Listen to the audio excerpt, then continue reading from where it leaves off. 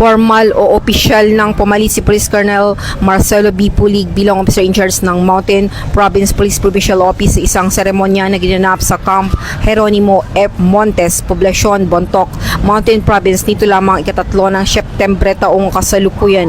Ang seremonya ay pinangunahan ni Police Colonel Ledon D. Monte, Deputy Regional Director for Operations ng PROCAR at dinaluhan ni Attorney Augusto C. Libang, Provincial Officer ng NAPOLCOM at PTD Chairperson at si Pastor Jefferson B. Sagibal na minarkahan ng isang makabuluhang sandali sa formal na paglipat ng command symbol at property book sa bagong OIC. Sa kanyang mensahe, ipinaabot ng presiding officer na si Police Colonel Monte ang kanyang pasasalamat sa outgoing Provincial Director na si Police Colonel Oidoc para sa kanyang dedikadong pamumuno na gumabay sa Mountain Province PPO ng may katatagan at habag.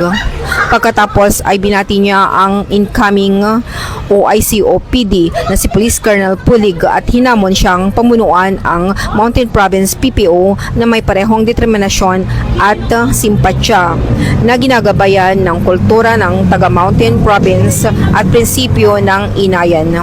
Isulong natin ang diwa ng paglilingkod na kaangkla sa profesionalismo, pinalakas ng pagkakaisa at ginagabayan ng karunungan at kultura ng inayan na aniya ni Police Colonel Monte. With this hour compass, I am confident that the Mountain Province Police Force will continue to excel in its mission to protect peace and security for all of Kakailians in the province. Ang seremonya ay dinaluhan ng mga kalalakihan at kababaihan ng Mountain Province PPO, gayon din ang mga tauhan mula sa National Support Units. Mula dito sa Baguio City, Raymond ng Cordillera, ito ang yung Police News Network Correspondent, Police Master Sergeant Lenny Balado, alagad ng batas, tagataguyod ng Balatang Police.